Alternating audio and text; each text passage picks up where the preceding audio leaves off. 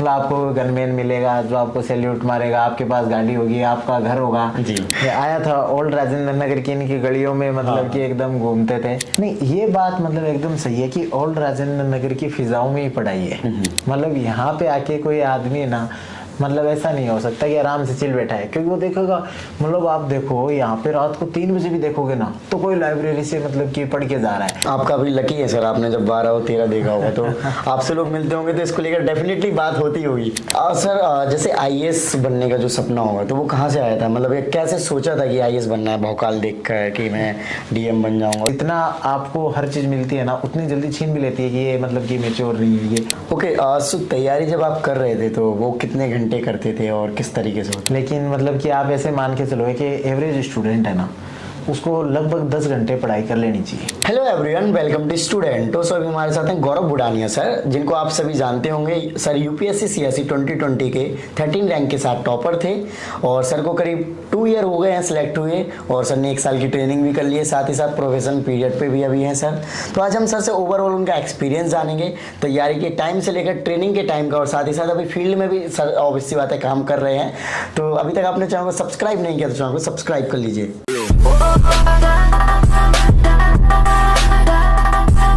Sir सबसे पहले आप अपना एजुकेशन बैकग्राउंड बताइए थोड़ा सा। मैंने मतलब कि जो मेरा एजुकेशन स्टार्टिंग में थी वो मेरे मतलब होम डिस्ट्रिक्ट से की थी, चूरू। उसके बाद मैंने आईआईटी बीएचयू से ग्रेजुएशन किया था, बीटेक माइनिंग में किया था। उसके बाद मैंने एमए किया सोशियोलॉजी में। ये मेरी जो एजुकेशन क्वालिफिकेशंस है। उसके बाद मैंने आरएस 2018 का पेपर दिया था, उसमें 12वां स्थान हासिल किया था। फिर आईएएस 2020 वाला पेपर दिया था, उसमें 13वां स्थान हासिल किया था। आपका भी लकी है सर, आपने जब 12 और 13 देखा होगा तो आपसे लोग मिलते होंगे तो इसको लेकर डेफिनेटली बात होती होगी। क्या होती है सर जनरली? बिल्कुल, सबसे मेन तो 2-3 डाउट होते हैं कि एक तो मैंने क्या है कि जो यूपीएससी पूरा इंग्लिश में दिया, इंटरव्यू हिंदी में दिया, बोले सर ये हिंदी इंग्लिश कैसे कर लेते हो? एक सेकंड ये होता है सर कि दोनों के एग्जाम का क्या रिजल्ट 1-2 महीनों के गैप में आया था, तो मतलब कि यार दोनों में कैसे हो गया, मतलब और उनका सिलेबस भी क्या है ना, आरएस और आईएएस का सिलेबस भी थोड़ा अलग है। तो मतलब उनका एक जनरली डाउट रहता है कि सर दोनों में कैसे हो गया। जनरली अपने से बोलते हैं ना, 2 नाव पे सवार होने के चक्करों में ना मतलब कि गिर जाओगे। तो वो वाला था। तो इसमें मैं थोड़ा सा लकी था। लकी इस सेंस में था कि जब जैसे मेरा ना मतलब आरएस का मेंस अच्छा हो गया तो उससे मुझे कॉन्फिडेंस आया कि आरएस का मेंस अच्छा हो गया, प्रीलिम्स में करेंगे। तो फिर यूपीएससी का प्रीलिम्स हो गया। यूपीएससी का प्रीलिम्स जब मतलब कि मैंने दिया, उसके बाद जब मेंस का रिजल्ट आया, मेंस के रिजल्ट के बाद आरएस का इंटरव्यू आ गया। तो अब जब आप ना मतलब मेरा जैसे इस तरीके का इसको दिया वो आ गया, जैसे जनरली अभी टॉपर जो इस बार के होते हैं जिनकी रैंक उतनी अच्छी नहीं आती है, तो कई बार ऐसा सोचते हैं कि यार एक खुशी भी है और दोबारा से एग्जाम देना, और तुरंत ही एग्जाम आ गया, समझ नहीं पा रहे हम क्या करें। तो ऐसा सिस्टम था कि जैसे मेरा जो आरपीएससी का इंटरव्यू था उससे 2 दिन पहले मेंस का रिजल्ट आया था। जो यूपीएससी का, उसमें क्लियर होने से खुशी से वो इंटरव्यू दे के आ गए थे। फिर जब यूपीएससी का इंटरव्यू था उससे पहले आरएस का फाइनल रिजल्ट आ गया था, तो वो उधर खुशी आ गई थी। तो मतलब वो एक दूसरे के बाद कॉम्प्लीमेंट्री रिजल्ट आ रहे थे ना, तो वो मोटिवेशन का काम मेरे को ज्यादा कर रहे थे बर्डन की जगह पे। Okay great. सर जैसे आईएएस बनने का जो सपना होगा तो वो कहाँ से आया था, मतलब ये कैसे सोचा था कि आईएएस बनना है, भौकाल देख कर कि मैं डीएम बन जाऊंगा? और जैसे कि अभी आप जा ही रहे होगे फील्ड में, तो नए में ज़्यादा मतलब अगर इस तरीके की सुविधाएं मिलती है तो ज़्यादा मज़ा आता है, फिर एक टाइम के बाद तो फिर भाई ठीक है। हाँ, मतलब कि देखो अपन मतलब कि अपना एक पैसिव मोटिव तो मतलब कि कुछ भी हो सकता है कि हम सर्व करना चाहते हैं लेकिन अपने को जो इंस्टेंट मोटिव मिलता है ना, वो तो इसी चीज़ से आता है कि यार मतलब आपको गनमैन मिलेगा जो आपको सैल्यूट मारेगा, आपके पास गाड़ी होगी, आपका घर होगा। तो आप जनरली देखोगे ना कि अपन एक मतलब कि एज ए प्राइवेट जॉब करें ना तो अपन बहुत काम करते हैं, फिर अपनी सैलरी आती है, फिर हम प्लॉट लेते हैं, फिर मकान बनाते हैं। यहाँ पे आपको जस्ट आप 22-23 साल 24 साल के आप सारी चीज़ें सुविधाएं की गाड़ी आपके पास आ गई, गनमैन आपके पास आ गया। तो वो मतलब वो भोकाली कहीं ना कहीं ना मतलब आपको मतलब जाने अनजाने ना आपका ना ड्राइविंग फोर्स तो वो जरूर होता है। लाइफ एकदम चेंज हो जाती है। लाइफ वो अभी कैसा एक्सपीरियंस कर रहे हो? बिल्कुल, ये जो चीज़ है कि जैसे कि मतलब जो आप बता रहे हो कि घर भी मिलता है, गनमैन भी मिलता है आपको, मतलब कि होमगार्ड भी मिलता है, वो सारी चीज़ें मिलती हैं। लेकिन उसके साथ साथ आपका ना मतलब कि ऐसा हो जाता है कि आप बचपने से बहुत ज़्यादा अचानक से ना मैच्योर हो जाते हो, आपको बहुत मैच्योर डिसीजन लेने पड़ते हैं। आप ऐसा नहीं है कि आप ऑफिस में जाके है ना मतलब वो स्टूडेंट वाली बात कर दो, वहाँ पे आपके सामने मतलब रियल लाइफ के चैलेंजेस आएंगे आपके सामने, मतलब कि 50 लोग आगे किसी डिमांड को करने, तो वहाँ पे आपको एकदम मतलब कि रिस्पॉन्सिबिलिटी के साथ ना एक्ट करना पड़ेगा। क्योंकि सर्विस में जितना आपको हर चीज़ मिलती है ना उतनी जल्दी छीन भी लेती है कि ये मतलब कि मैच्योर नहीं है ये, तो आपको रिस्पॉन्सिबिलिटी है ना पावर के एकदम बराबर मिलती है। मतलब आपको पावर तो नहीं सही वर्ड होगा, अथॉरिटी मिलती है, अथॉरिटी के साथ साथ आपको रिस्पॉन्सिबिलिटी भी मिलती है। ग्रेट। सर जब आप तैयारी करना स्टार्ट कर रहे थे तो आपने जैसे कि आप मतलब चुरू से हो आप, तो वहीं से स्टार्ट किया था या फिर दिल्ली जैसे शहर में आए फिर स्टार्ट किया? नहीं, जैसे कि हर गांव के बच्चे को लगता है कि यार दिल्ली जाके ही मतलब कुछ तूफानी मिलेगा अपने को, तो मैं भी आया था ओल्ड राजेंद्र नगर की इनकी गलियों में, मतलब कि एकदम घूमते थे। तो वो जो खौफनाक जो होता है ना कि यार इतने सारे बच्चे, इतने सारे नोट्स, पीले पीले चारों तरफ नोट फैले हुए, तो वो तो सभी के साथ होता है कि यार मतलब कि गलत जगह आ गए यार, सिलेक्शन होगा नहीं होगा, वो फियर सभी के अंदर आता है। लेकिन मेरा मतलब लकीली या अनलकीली जो भी कहें, कोरोना आने की वजह से ORM तो पूरा बंद हो गया था, तो हम सब लोग घर पे चले गए थे और हमारी मोस्ट ऑफ द प्रिपरेशन पूरी घर से ही हुई थी। तो उसमें मतलब कि ये एक चीज़ हो गया कि वहाँ पे आराम से मतलब फोकस करके स्टडी कर सकते थे। तो मेरा दोनों का एक्सपीरियंस है, 6-7 महीने में ओल्ड राजेंद्र नगर रहा था और रेस्ट ऑफ द प्रिपरेशन फिर मैंने घर से किया था। ओके, चलो इसी से रिलेटेड एक क्वेश्चन पूछ लेते हैं। जनरली स्टूडेंट्स जैसे आप भी सोच रहे थे और मैं भी DU में इसलिए एडमिशन लिया था कि IAS बनना है, DU में एडमिशन हो गया IAS बन जाते हैं, लेकिन एक्चुअल में शायद इधर का माहौल हमारी पर्सनालिटी को एनहांस करने में मदद तो करता है डेफिनेटली। जो चीज़ें मुझे वहाँ पता नहीं थी अब पता हुई, हालांकि अब सोशल मीडिया आ गया है तो उसके जरिए ऑलमोस्ट सारे स्टूडेंट्स को वो चीज़ें पता चल गई हैं जो यहाँ रहकर स्टूडेंट करते हैं। तो अब आपको क्या लगता है? नहीं, ये बात मतलब एकदम सही है कि ओल्ड राजेंद्र नगर की फिजाओं में ही पढ़ाई है।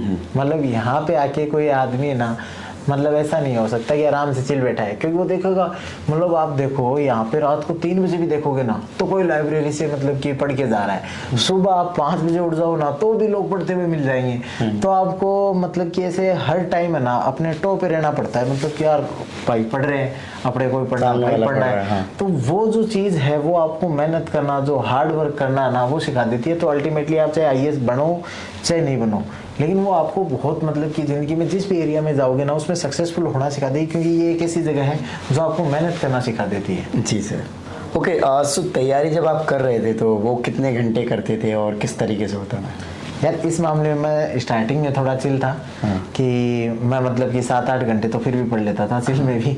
लेकिन मतलब कि आप ऐसे मान के चलो कि एवरेज स्टूडेंट है ना उसको लगभग 10 घंटे पढ़ाई कर लेनी चाहिए। क्योंकि अब मतलब कि बहुत सारे लोग बोलते हैं कि 10 घंटे पूरी साल पढ़ सकते हैं या नहीं पढ़ सकते। आप जब 10 घंटे एक्चुअली में पढ़ते हो ना तब उसका जो आउटपुट निकल के आता है ना वो 5-6 घंटे से ज़्यादा नहीं निकल के आता। कभी भी आप स्टॉप वॉच वाला एक्सपेरिमेंट करके देखो कि जब भी आप पढ़ रहे हो बीच में जब भी थॉट आ जाए ना स्टॉप वॉच को बंद कर दो, फिर आप देखो 10 घंटे पढ़ने के बाद भी ना आपकी पढ़ाई 5-6 घंटे ही हो रही है। तो यदि आप 5-6 घंटे पढ़ोगे तो एक्चुअल पढ़ाई तो 2-3 घंटे ही होगी, वो काफ़ी कम हो जाएगी। और आप नहीं पढ़ रहे हो ना तो ऐसा नहीं है कि पूरी दुनिया नहीं पढ़ रही। जो पूरा भारत में आजकल है ना छोटे छोटे गांव में आदमी पढ़ रहे हैं और सभी के अलग अलग सपने हैं, वो कैरी कर रहा है तो वो तो पढ़ ही रहा है। यदि आप नहीं पढ़ रहे तो कोई और पढ़ रहा है। इसलिए मेरी मतलब सभी एस्पिरेंट से एक मतलब ये पर्सनल गुजारिश है कि आप ना मतलब कि 10 घंटे का टारगेट लेके चलो, थोड़ा 10-20% ऊपर नीचे हो जाए तो कोई दिक्कत नहीं है, लेकिन 10 घंटे के आसपास आपको पढ़ना चाहिए। ये एक मंजिल है तो रास्ते भी होंगे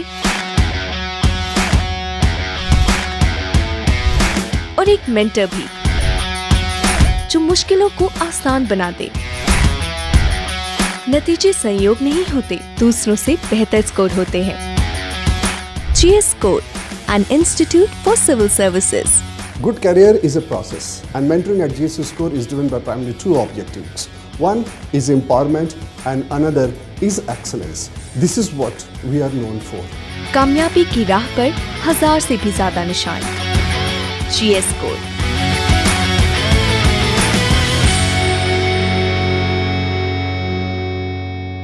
जनरली आप अभी ट्रेनिंग भी करी है और आपके फेलो एस्पिरेंट बहुत सारे मतलब टॉपर जो आपके साथ होंगे, तो आपने अलग अलग हर किसी में क्वालिटीज़ देखी होंगी और हर कोई अलग अलग बैकग्राउंड से होगा। जनरली स्टूडेंट्स अभी भी ये सोचते हैं कि जो क्लास स्कूल कॉलेजों में टॉपर्स होते हैं वही इस एग्ज़ाम को क्रैक करते हैं। जनरली मैं भी टॉपर से मिलता रहता हूँ, तो मैंने देखा कि कुछ लोग पढ़ने में स्टार्टिंग में अच्छे नहीं होते हैं, वो आते आते अपने आप को इम्प्रूव कर लेते हैं।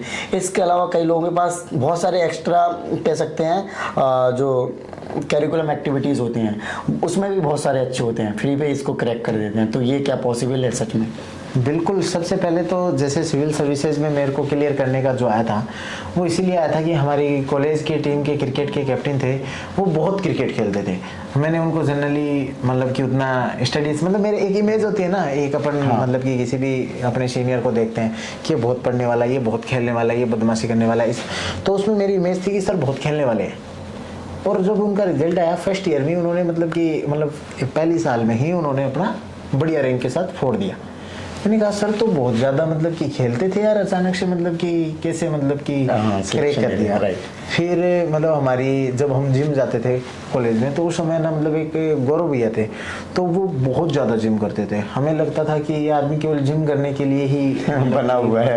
राइट। और उनका भी ना मतलब लगातार 2-3 बार सिलेक्शन हुआ था उनका, जैसे कि अलाइड सर्विसेज थी, फिर IRS में चले गए थे, फिर शायद IAS IPS में चले गए। उनका 2-3 बार ना मतलब कि सिलेक्शन हुआ, तो 2-3 बार सिलेक्शन हुआ। मैंने कहा कि यार भैया तो जिम वगैरह करते थे जी, तो इसमें ना आपको हर प्रकार का मिक्सचर मिल जाएगा। कुछ ऐसे स्टूडेंट भी थे जो मतलब कि बचपन से टॉप मार रहे हैं। एग्जाम्पल मेरे साथ ना प्रवीण था, प्रवीण की मतलब गेट में 3rd रैंक, IAS में 5वीं रैंक और IAS में 7वीं रैंक।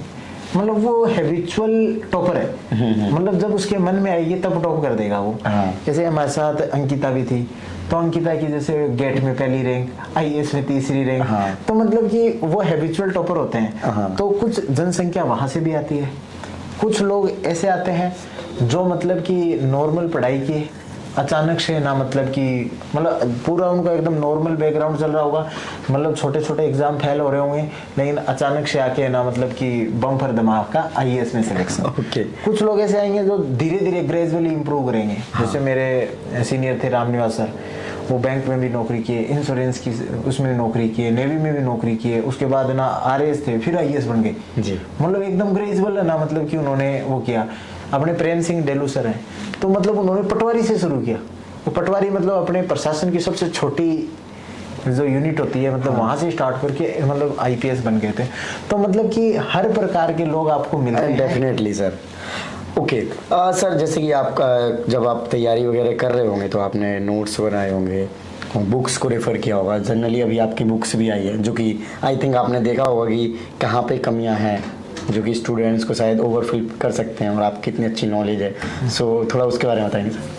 हाँ, सबसे बड़ी जो कमी मेरे को ऐसा लग रहा था कि जब अपने को ना मतलब हर टॉपर बोलता है, आपने मतलब कि जितने भी इंटरव्यू लिए हैं मेरे से बहुत ज़्यादा एक्सपीरियंस है, तो उसमें ऐसे बोलते हैं कि प्रीवियस ईयर्स के क्वेश्चंस है ना मतलब रामबाण है, वो सिलेक्शन रामबाण है, सिलेबस और PYQ करो, सिलेबस और PYQ। सिलेबस तो मिल जाता है, कर भी लिए। अब PYQ का मतलब कि बढ़िया आंसर नहीं मिलता, और फिर इमेजिन करते हैं यार टॉपर ने क्या लिखा होगा, फिर लगता है यार टॉपर ने तो पता नहीं कोई मतलब ब्रह्मास्त्र ही लिखा होगा, इसलिए सिलेक्शन हो गया।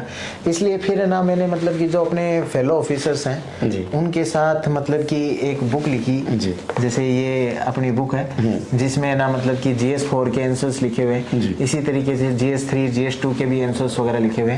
तो उसके अंदर हमने मतलब कि ये बताने की कोशिश की कि रियल एग्जाम हॉल में हम क्या लिख के आए थे। अब देखो एग्जैक्ट तो मतलब याद भी नहीं रहता कि हम क्या लिख के आए थे, लेकिन ओवरऑल आइडिया हाँ मतलब कि ऐसी चीजें एग्जाम में में भी 19 की जगह 20 ही हो जाएगा। हाँ मतलब अब उधर आप आ गए हो, अब और इम्प्रूवमेंट कर सकते हैं। मतलब वो दोनों चीज है, देखो कि पढ़ाई को छोड़े हुए 1-1.5 साल हो गया तो कुछ चीजें दिमाग से गायब भी हुई है, कुछ एक्सपीरियंस भी एक्स्ट्रा हो गया, तो मतलब वो दोनों चीज है। लेकिन मतलब हमने वही कोशिश की है कि एग्जाम के अंदर ऐसी चीजें लिख के आया था कि जैसे मैंने एग्जाम में कौन से क्वेश्चन में डायग्राम बनाया था, तो मैंने मतलब एकदम उसको रेप्लिकेट करने की कोशिश की है ताकि कोई बच्चा ना इसका क्या करे। सबसे बढ़िया ये है प्रीवियस ईयर्स का क्वेश्चन उठाए और उसका सॉल्यूशन खुद लिखे, फिर इस बुक को खोले और इसमें ना देखे कि सर ने क्या लिखा मैंने क्या लिखा, कंपैरिजन कर ले, गैप जो भी है। जैसे कि ये 5 चीजों की कमी मिली कि सर के पॉइंट ज्यादा है, लिख लो सर के पॉइंट ज्यादा, सर ने ना यहाँ पे माइक्रो डायग्राम बनाया, सर ने ग्राफ बनाया, सर ने ये बनाया, ये 4 कमियां अगले क्वेश्चन में दूर करनी है। फिर दूसरा आंसर लिखो, आप वापस कंपेयर करो, उन 4 गलतियों में से आपने कोई सुधार किया या सुधार नहीं किया तो वापस से कि यार अगले में सुधार करना है। इस तरीके से आप ना 50 क्वेश्चन लिख लिए ना तो आप ना टॉपर जैसा लिखना अपने आप ही सीख जाओगे। ओके, एक और जनरल क्वेश्चंस जो आई थिंक मैंने अभी पूछा नहीं किसी से।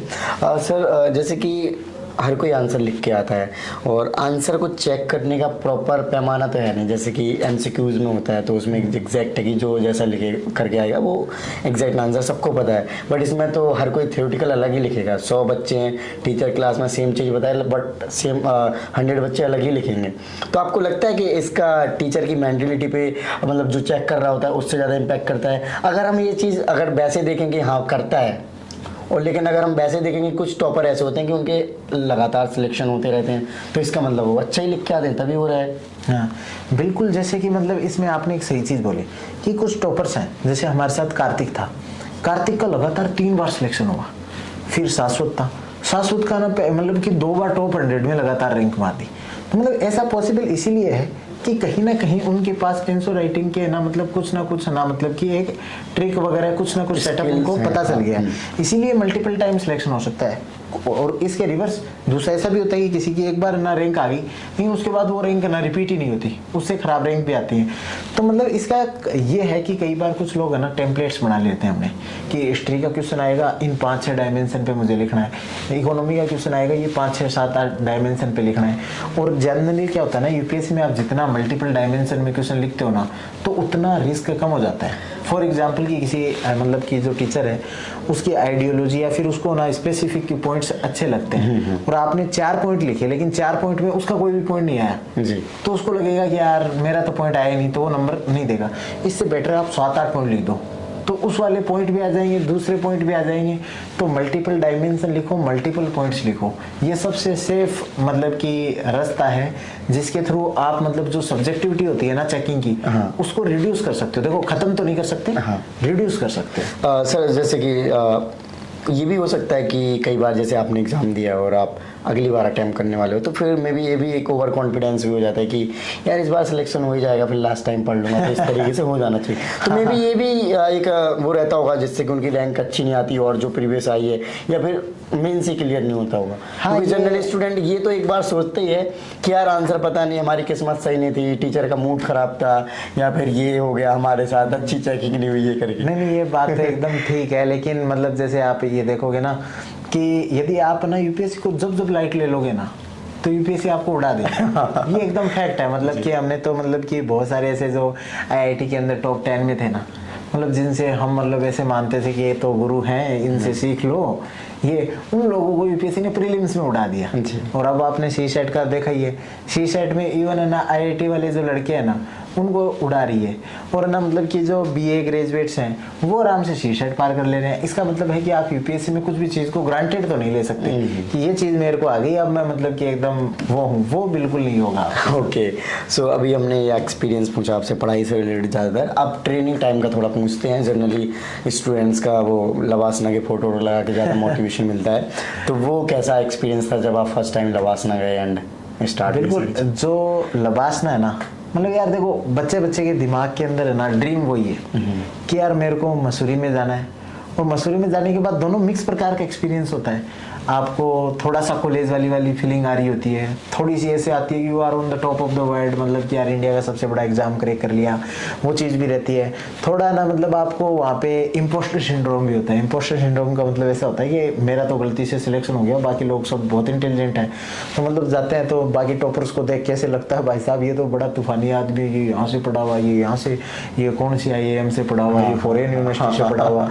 तो मतलब एक ऐसे मिक्स सी फीलिंग है ना होती है। वो फिर धीरे धीरे ना मतलब कि किस तरीके से वो दोस्ती में बदलती है, किस तरीके से आपको जाने अनजाने आप उनकी बहुत सारी चीजें सीख लेते हो जी सर। कि और यही मतलब लाइफ की लर्निंग होती है। मतलब आपने जैसे किसी टॉपर से कुछ चीज़ सीख ली, उसने आपसे कुछ सीख ली, आपकी बॉन्डिंग हो जाती है। तो वो और एक मसूरी का वेदर, मतलब I think the one of the best, मतलब कि कोई डेस्टिनेशन हो सकती है वो इंडिया में। तो एकदम शानदार बढ़िया मतलब मौसम रहता है, शानदार प्रोफेशनल आपकी ट्रेनिंग वगैरह होती है, आपका पूरा फिजिकल एक्टिविटीज़ वगैरह सारी चीज़ उसमें इंक्लूडिंग करते हैं।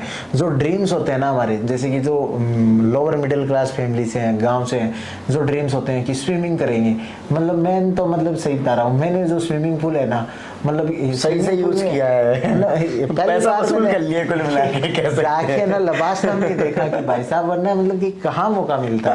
तो और राजस्थान वालों को तो वैसे भी नहीं मिलता, तो मतलब कि नहीं, काफी अच्छी लेक है राजस्थान में भी सर। तो लेक और स्विमिंग पूल में काफी फर्क होता है। फिर जैसे कि बाकी है ना, मतलब कि घुड़सवारी, मतलब कि आदमी जैसे घोड़ी वोड़ी नहीं आती क्या, जो मतलब शादी में तो छोटे बच्चे को ना बीन के आगे बिठा देते हैं, उसके बाद ना सीधा जाके वो लवासना में घोड़ी चढ़ता है। तो वाली बात है कि मतलब कि हर प्रकार के आपके पास है ना, स्क्वैश, जिम, आपको टेनिस, मतलब हर प्रकार की स्पोर्ट्स फैसिलिटी आपको मिलती है, ताकि आप अपने आप को ना मतलब फिजिकली भी फिट रखो। मतलब आपने अब में भी ऐसा भी हो जाता है, जो लोग सिर्फ सोचते होंगे कि हम पढ़ाई में ही आगे थे, अब बाकी एक्टिविटीज में भी आगे उनको भी एक्सपोजर वहाँ पे मिल जाता है कि आप भी अपने आप को ना मतलब वो दिखाओ कि आपके अंदर कितना टैलेंट है। और कई बार ऐसा होता है जो बचपन से बिल्कुल नहीं खेला हुआ और वो फिर अचानक से किसी चीज़ को खेलना स्टार्ट करता है और उसका मतलब अचानक से कुछ टैलेंट है ना मतलब निकल के आता है। और ये बैडमिंटन में तो बहुत होता है, टैलेंट भी हो सकता है सर। एक होता है ना, वो ज़्यादा वो होते हैं, जब हम कोई नई चीज़ आती है तो ज़्यादा उसके प्रति वो होते हैं। हाँ, वो बिल्कुल आपको देखने को मिलती है। तो मतलब एक ऐसा माहौल रहता है कि मतलब एक टिपिकल मतलब ऐसा माहौल आपको कहीं नहीं मिलेगा, क्योंकि फन भी रहता है और डिसिप्लिन। फन विद डिसिप्लिन है ना, ऐसी चीज़ है जो आपको एकेडमी के अलावा ना कहीं नहीं मिल सकती। आप बाहर फन कर सकते हो, लेकिन वहाँ पे आपका कोई डिसिप्लिन नहीं रहेगा और आप बहुत ज़्यादा डिसिप्लिन में रह के ना मतलब फन नहीं कर सकते। लेकिन वो वहाँ पे एक ऐसी जगह है जहाँ पे आपके नए फ्रेंड्स बनते हैं, सब लोग अलग अलग जगह से आते हैं, सबका अलग अलग कल्चर है, अलग अलग बातें हैं, अलग अलग स्टोरी हैं, अलग अलग संघर्ष है। तो मतलब एक अलग ही मतलब की माहौल। अच्छा, वहाँ पे जब जाते हैं तो जो रूम वगैरह मिलते हैं सबको इंडिविजुअल मिलते हैं, शेयरिंग होती है, और फिर किस तरीके से कितने रूम बने हैं अच्छा उधर पे? और मतलब काफ़ी हॉस्टल्स हैं वहाँ पे, 4-5 हॉस्टल हैं अभी और नए भी हॉस्टल बन रहे हैं। तो जनरली FC होता है जो फाउंडेशन कोर्स होता है, जिसमें सारी सर्विसेज एक साथ करती हैं, IAS, IPS, IRS वगैरह, तब रूम शेयरिंग पे देते हैं। और शेयरिंग होना भी चाहिए, ताकि आप ना मतलब कि क्या होता है ना कि जब सिलेक्शन के बाद ना आपको लोग फील करवा देते हैं, तो आपको लगता है कि आप तो यार मतलब कि बहुत बड़ी कोई चीज़ बन गए हो। तो वहाँ पे जाके आप किस तरीके से ना मतलब स्टूडेंट की तरह कॉम्प्रोमाइज़ करना सीखोगे, क्योंकि आप है ना जब किसी अपने पार्टनर के साथ रहते हो ना, तो बहुत सारी चीज़ों को आपको कॉम्प्रोमाइज़ करना पड़ता है। तो वो आपके लिए ना मतलब एक बहुत लर्निंग फेज़ होती है। तो फेज़ 1 होता है जब केवल IAS रहते हैं, जब उनकी ट्रेनिंग चलती है, जो इंस्टीट्यूशनल ट्रेनिंग भी बोलते हैं। तो उस ट्रेनिंग के दौरान आपको जनरली सिंगल रूम मिलते हैं। अच्छा सर, एक चीज़ और, कई ऑफिसर जाके कपल भी हो जाते हैं वहाँ पे, तो क्या कपल लोग साथ में रह सकते हैं एक रूम में वहाँ पे, या फिर अलग अलग ही होते हैं? नहीं, ऐसा ऑफिशियली बिल्कुल भी अलाउड नहीं है कि कपल्स ना मतलब साथ में रहते हैं। बाकी मतलब कि आप मान के कि सब वहाँ पे 18 के आप वहाँ तो मतलब कि काफ़ी मतलब आप सब लोग है ना मतलब कि 18 प्लस हो, 21 प्लस हो, आपकी सभी की इंडिविजुअल चॉइस है और जैसा आप करना, तो मतलब कि वो काफ़ी ज़्यादा ओपन लिबरल लोग होते हैं। तो वो एक मैटर नहीं करता कभी भी। सो ये ट्रेनिंग का जो लवासना का फेज रहता है, जब आप डे 1 से आते हो, कितने टाइम का होता है और फिर कैसे आगे चीज़ें आती हैं? ये जो फाउंडेशन कोर्स होता है ये 100 डेज के आसपास होता है। तो 100 डेज में सारी सर्विसेज वगैरह हैं, वो सारी एक साथ अपनी ट्रेनिंग करते हैं, बेसिक ट्रेनिंग की जाती है उनकी। उसके अलावा इसमें कुछ फील्ड विजिट्स भी होती हैं, जैसे एक तो विलेज विजिट होती है कि आप विलेज को जाके स्टडी करके आते हो। सेकेंड है ना मतलब हिमालयन ट्रैक होता है कि आप ना मतलब बर्फ़ में जाते हो, वहीं पे आपको रहना होता है। तो उस प्रकार के फिर आपके ना जनरल लोकल ट्रैक्स वगैरह होते हैं, वो सारी चीज़ें करवाते हैं। इस तरीके से आपका मतलब कि एक्सपोजर करवाते हैं, गुजरात दर्शन भी करवाते हैं उस समय पे। तो ये 4-5 चीज़ें मतलब कि आपकी फाउंडेशन कोर्स में होती है। उसके बाद दर्शन वगैरह वो होता है फेज़ 1 में। अच्छा, ये होती है फाउंडेशन कोर्स। उसके बाद फेज़ 1 होता है लगभग 6 महीनों का। उसका जो सबसे इंटरेस्टिंग पार्ट जो भारत दर्शन होता है 45 डेज का होता है। तो एक ना मतलब मिसकंसेप्शन है, लगता है कि भारत दर्शन में ना मतलब घुमाया जाता है, भाई घुमाया नहीं जाता। उनके अलग अलग अटैचमेंट्स होते हैं। जैसे कि मानो कि आपको जम्मू कश्मीर भेजा, तो वहाँ आर्मी के साथ आपका अटैचमेंट होता है। आर्मी के बारे में आपको पूरा बताया जाता है कि आर्मी किस तरीके से ऑपरेट करती है, क्या करती है। फिर आपको क्यों करवाया जाता है, ताकि आप उनसे डिसिप्लिन सीखो, उनका जो वर्क कल्चर है वो कुछ चीज़ सीखो, वो अपने आप इन्वायरमेंट में लाओ। इस तरीके से आपको Bhabha atomic research centre bark में घुमा दिया, फिर नॉर्थ ईस्ट के साथ कुछ करवा दिया, कहीं पे टूरिज्म अच्छा है उनके साथ करवा दिया, कहीं पे मोटर बाइक इंडस्ट्री अच्छी है तो उनके साथ अटैचमेंट। इस तरीके से इंडिया के अलग अलग कोनों में जो भी चीज़ें मतलब कि अच्छी परफॉर्म कर रही हैं, केस स्टडी टाइप में जहाँ से आप कुछ सीख सकते हो, वहाँ पे वो आपको लेके जाते हैं। जनरली आपका जैसे कि मतलब 10 to 5 के आसपास जो अपना ऑफिशियल विजिट होता है तो 3-4 बजे 5 बजे वो फ्री कर देते हैं। उसके बाद आप मतलब उस सिटी में रोम अराउंड कर सकते हो, मतलब यदि कोई सिक्योरिटी थ्रेट वगैरह नहीं है जी। तो वो आपके पास थोड़ी फ्लेक्सिबिलिटी होती है। अदरवाइज आपकी अटैचमेंट के अंदर काफ़ी ज़्यादा मतलब लर्निंग्स रहती हैं। ओके, और फेज़ 1 के बाद फिर क्या होता है सर? फेज़ 1 के बाद हमें मतलब कि डिस्ट्रिक्ट के अंदर भेज देते हैं और सबसे पहले जो चार्ज देते हैं वो असिस्टेंट कलेक्टर और एग्जीक्यूटिव मजिस्ट्रेट का देते हैं, जिसको ACUT भी बोलते हैं, असिस्टेंट कलेक्टर अंडर ट्रेनिंग। तो इसके अंदर हमें मतलब कि फील्ड के अंदर DM के साथ छोड़ देते हैं। तो कलेक्टर हमें डिसाइड करता है कि अलग अलग रोल देता है, जैसे कि पहले तहसीलदार दे दिया, फिर BDO दे दिया, फिर SDM दे दिया, नगर पालिका का एग्जीक्यूटिव ऑफिसर दे दिया, और मतलब कि आपको ADPS assistant director of public service, इस तरीके के आपको चार्जेस दिए जाते हैं ताकि आप ना लर्न करो कि ना प्रॉब्लम क्या होता है। Probation period is all about learning. आप फील्ड में जाओ, लोगों के साथ रहो, वहाँ से जितना ज़्यादा सीख सकते हो ना उतना ज़्यादा सीखो। तो मतलब वो सारी चीज़ें केवल लर्निंग फेज़ में होती हैं। उसके बाद जैसे कि ये 8-9 महीने 10 महीने की होती है। इसके बाद दिल्ली में जब असिस्टेंट सेक्रेटरीशिप चलती है कि ना मतलब आपको मिनिस्ट्री की प्रोफाइल पे काम करना सिखाते हैं कि मिनिस्ट्री में ना किस तरीके से कैबिनेट सेक्रेटरी हैं, फिर सेक्रेटरी हैं, फिर प्रिंसिपल सेक्रेटरी, मतलब सारे जो कि किस तरीके से हायरार्की है, किस तरीके से काम होता है, जेएस से लेके अपर लेवल तक कैसे काम होता है, वो सारा एक्सपोजर आपको मिनिस्ट्री के अंदर मिलता है। उसके बाद फेज़ 2 होता है, वो 42 डेज़ का होता है, और ये आपकी पूरी मतलब की ट्रेनिंग समराइज हो जाती है। उसके बाद आपको इंडिपेंडेंट चार्ज दिए जाते हैं। सो ओवरऑल कुछ इस तरीके से है। इस तरीके से पूरे 2 साल का मतलब कि प्लान होता है, और ये जो 2 साल का प्लान IAS और IPS के लिए मतलब कि लगभग रहता है, दोनों का 2-2 साल का रहता है। और ये इंडिया की मोस्ट एक्सटेंसिव मतलब ट्रेनिंग है, इससे ज़्यादा ट्रेनिंग मतलब किसी भी सर्विस में नहीं होती। अच्छा, एक चीज़ और, ट्रेनिंग के टाइम पे पेमेंट तो मिल रही होती है, बिल्कुल, है ना, लेकिन बाकी सारी जो एकदम जो बताया था ना स्टार्टिंग में कि ये बंगलो मिल गया, गाड़ी मिल गई, वो सब तो नहीं मिलती है खैर स्टार्टिंग तो में वो मतलब जो कि फर्स्ट टाइम पेमेंट आता है वो सब सेटिस्फेक्शन कैसा रहता है? हाँ, मतलब कि आप जब लवासना वगैरह में जाते हो तो आपको मतलब कि आप being a all India service, यहाँ पे आपको मतलब फुल पेमेंट वगैरह मतलब मिलना स्टार्ट हो जाता है। और मतलब कि वो बहुत ज़्यादा एक मतलब कि फील होता है कि जब ना मतलब कि वो मैसेज आता है ना कि आपके अकाउंट में इतने रुपए क्रेडिट हो गए, तो मतलब अंदर से आदमी को ऐसे लगता है कि मैं अपने पैरों पे खड़ा हो गया, मैं बड़ा हो गया। वो उस प्रकार की जो फीलिंग है ना वो काफ़ी ज़्यादा सेटिस्फाइंग होती है। और जो संघर्ष करके ना मतलब देखो, मतलब कि यदि आप ऐसे भी देखो ना कि कोई फर्स्ट अटेम्प्ट में सिलेक्ट हुआ है, कोई थर्ड में, कोई फिफ्थ में, सिक्स्थ में, कोई लास्ट में, लेकिन संघर्ष सबका ना मतलब कि रहता है। मतलब ऐसा कोई भी नहीं आएगा वो चिल करने आया, फन में उसने पढ़ा और सिलेक्शन हो गया। हो सकता है कि वो उतना मतलब आपको चिल दिख रहा है ना, तो मतलब कि वो चिल दिख रहा है तो आपको लग रहा होगा उसने मेहनत नहीं की, लेकिन जब वो मेहनत कर रहा था ना तो उसने अपने आप को खूब रगड़ा होगा, तभी जाके वो रिजल्ट मतलब कि निकला होगा। तो उस रगड़ने के बाद जब वो फील वहाँ पे आता है, मतलब सब इन्वायरमेंट बढ़िया है, बढ़िया अकाउंट में पैसे आते हैं, तो उसकी एक अलग ही मतलब फीलिंग है। तो अभी तक काफी पैसे इकट्ठे हो गए होंगे सर, खर्चा भी हो रहा है क्योंकि अभी वो उसी के हिसाब से खर्चा हो जाता है। जैसे कि फ्रेंड्स वगैरह आते हैं, कॉलेज के फ्रेंड्स हैं, स्कूल के फ्रेंड्स हैं कि भाई पार्टी तो तू ही देगा। यदि आपको महीने में 3-4 भी लोग आ जाए कि पार्टी तो तू ही देगा, तो इतने में तो मतलब कि ऑलमोस्ट आपकी सब चीज़ें मतलब कि वो चली जाती हैं। फिर जैसे कि मतलब आपको अब शूज़ भी मतलब आप जैसे आप मतलब पहले आप नॉर्मल शूज़ पहने थे, अब आप एक्सपेक्ट करते हो कि अरे अब तो ब्रांडेड शूज़ पहन ही लूँ। फिर आपके कपड़े मतलब आपका जो लिविंग स्टैंडर्ड है ना वो उतना रह जाता है, और जो अकाउंट वैसे नहीं बच वापस है ना मतलब स्टूडेंट नॉर्मल ही रहता है कि महीने खत्म होते होते तक है ना मतलब यार कि सारे के सारे है ना मतलब कि चले गए, अब अगले महीने की सैलरी का ना कि मतलब वेट करो, क्योंकि आप है ना मतलब कि कहीं भी जाओगे ना, क्योंकि आपकी फैमिली आ गई। जैसे फॉर एग्जांपल मेरी जॉइंट फैमिली है, तो ना मतलब कि दीदी, ताई जी, भैया, उनके छोटे बच्चे, सभी के लिए गिफ्ट लाना है। क्योंकि वो तो आपको मतलब ये नहीं सोचते कि आप IAS बने, वो सीधा सोचते हैं कि आप कलेक्टर बन गए हो। वो सोचते हैं हाँ, दुनिया भर का पैसा इनके पास आ गया अब कि कलेक्टर, मेरा मामा कलेक्टर है तो मेरे लिए तो चीजें लाएगा। मेरी भांजी हो तो रिक्वेस्ट करती है कि ना मेरे लिए चिप्स लाओ ना, तो कट्टा भर के लाया करो। एक दो चिप्स तो ना मतलब कि रविंद्र मामा भी ला के दे सकते हैं, राहुल मामा भी ला देते हैं। तो मतलब आपके ऊपर जो एक्सपेक्टेशंस का बर्डन है ना वो इतना ज्यादा हो जाता है ना कि मतलब आपका बटुआ पतला ही रहता है। मतलब वो सेविंग्स है ना मतलब कि करना थोड़ा सा रिलेटिवली मतलब टफ होता है।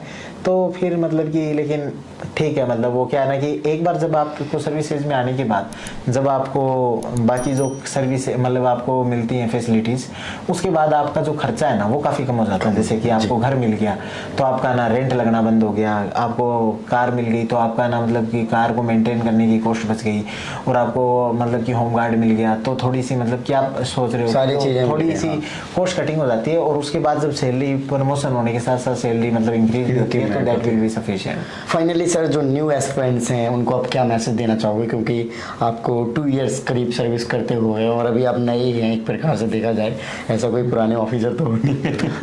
नहीं बिल्कुल, मेरा एक्सपीरियंस को मतलब कि देखो हमेशा एक मैं मतलब बोलता हूँ कि हमेशा 2 चीज़ हमेशा साथ रखें अपने। एक तो कॉन्फिडेंस रखें कि मतलब आप किसी भी बैकग्राउंड से आए हो क्लियर कर सकते हो एग्ज़ाम, पहले भी डिस्कस किया है, हर बैकग्राउंड के आदमी ने क्लियर किया है। सेकंड है कॉन्फिडेंस के साथ साथ आपको भूख रखनी है, हर दिन कुछ सीखने की, हर आदमी से कुछ सीखने की भूख रखनी है। यदि ये 2 चीज़ें एक साथ मेंटेन करना बड़ा टफ होता है। जब आपका कॉन्फिडेंस आता है ना तो सीखने की भूख कम हो जाती है, जब सीखने की भूख रहती है तो कॉन्फिडेंस कम हो जाता है। यदि कोई भी बच्चा इन 2 को मेंटेन कर ले और लगातार 10-12 घंटे पढ़ रहा है ना तो वो मतलब कि ऑलमोस्ट सिलेक्शन की ट्रैक पे है। फिर यदि लक थोड़ा सा मिसप्ले कर जाए तो बात अलग है, अदरवाइज मतलब कि एक बढ़िया रिजल्ट किसी न किसी एग्जाम में हो ही जाएगा। Right, okay, so thank you so much sir for your lovely message. Okay friends, आपने देखा कि सर ने ओवरऑल अपना एक्सपीरियंस शेयर किया जो कि काफ़ी इंटरेस्टिंग था और काफ़ी आपको मोटिवेशन मिली होगी, साथ ही साथ कुछ इन्फॉर्मेशन भी मिली होगी। साथ ही सर के बुक्स के बारे में हमने जैसे चर्चा करी है, जो कि गौरव सर ने और आकृति सेठी मैम जो कि इस साल जो सिलेक्ट हुए थे उन लोगों ने मिलकर ये बुक्स को प्रिपेयर किया है, जो कि डेफिनेटली आपकी तैयारी में काफ़ी हेल्प करेंगी। सो आपको ये लिंक जो बुक का है वो डिस्क्रिप्शन में मिल जाएगा, तो आप जाके परचेज कर सकते हैं और अपनी प्रिपरेशन को बेटर कर सकते हैं। सो आई होप कि आपको वीडियो अच्छी लगी होगी, तो इस वीडियो को लाइक करें। अभी तक आपने चैनल को सब्सक्राइब नहीं किया, चैनल को सब्सक्राइब कर लीजिए। जय हिंद।